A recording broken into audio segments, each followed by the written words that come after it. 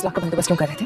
क्योंकि मैं तुमसे प्यार करता हूँ। तुम भी बहुत प्यार करते हैं, मैंने कहा और उसने कर दिया। लड़कियां बहुत कीमती होती हैं, उनको किसी भी कीमत पर खरीदा नहीं जा सकता।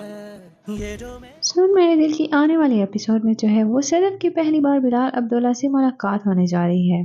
तो ये मुलाकात क्यों होगी और क्या बातचीत होगी, तो चलिए जानते हैं। तो सदफ के पापा की डेथ के बाद वो अपनी मामा को कहती है कि मुझे साविया की रिपोर्ट्स देखनी है। तो जब उसकी मामा उसको रिपोर्ट्स दिखाती हैं तो उसे पता चल जाता है कि उसके भाई को कैंसर है, लेकिन वो अपनी मामा से झूठ बोल देती है और वो कहती है कि रिपोर्ट्स तो बिल्कुल ठीक हैं, लेकिन साथ ही वो डिसाइड करती है कि वो अब बिलाल अब्दुल्ला के पास जॉब करेगी और वो उसे पैसे लेकर अपने भाई का इलाज करवाएगी।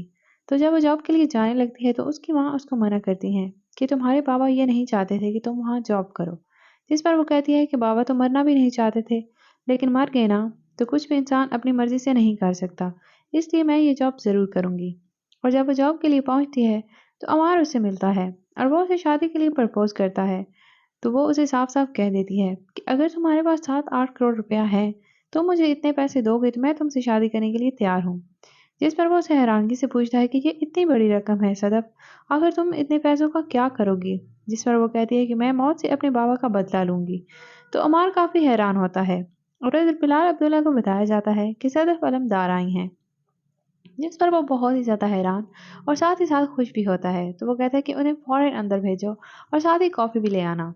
तो जब सदफ एंटर होती है रूम में तो बिलाल अब्दुल्ला जो है वो उसको देखता ही जाता है और फिर जो है वो उसको बिठाता है और सदफ जो है वो काफ़ी कंफ्यूज होती है और इसी कंफ्यूजन के मारे वो जो है अपनी बात का आगाज़ करती है और वो बिलाल अब्दुल्ला को कहती है कि मैंने सुना है कि आप शादी पे बिलीव नहीं करते और आपके कई लड़कियों के साथ मरासम हैं।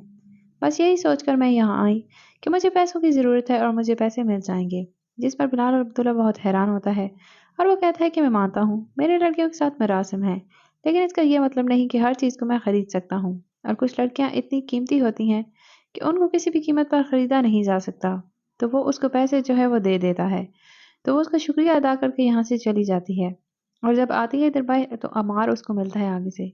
तो वो उसे कहता है कि मैंने 30-40 लाख का बंदोबस्त कर लिया है। तो वो उसे कहती है कि तुमने क्यों किया ऐसा? वो कहता है मैं तुमसे मोहब्बत करता हूँ, इसलिए मैंने इन पैसों का बंदोबस्त किया। जिस पर जो है वो पैसे दिखाती है उसको और कहती है कि ये देखो बिलाल अब्दुल्ला ने मुझे पैसे दे दिए, मैंने कहा और उसने कर दिया। जिस पर वो बहुत ज़्यादा हैरान होता है। साथ ही सदफ उसको कहती है तो वो भी मुझसे मोहब्बत करते हैं। तो ये बातें सुनकर अमार जो है वो बहुत ही ज़्यादा परेशान हो जाता है और उसकी हालत जो है वो ख़राब हो जाती है। तो वो रमशा के पास जाता है तो रमशा उसे समझाती है कि तुम खुद को संभालो, अगर वो तुम्हारे पास नहीं रहना चाहती, तुम्हारे साथ नहीं रहना चाहती, तो उसे जाने दो जिधर वो जाती है, लेकिन तुम जो है खुद को संभालो, तुम्हारी तो हालत ही खराब हो गई है।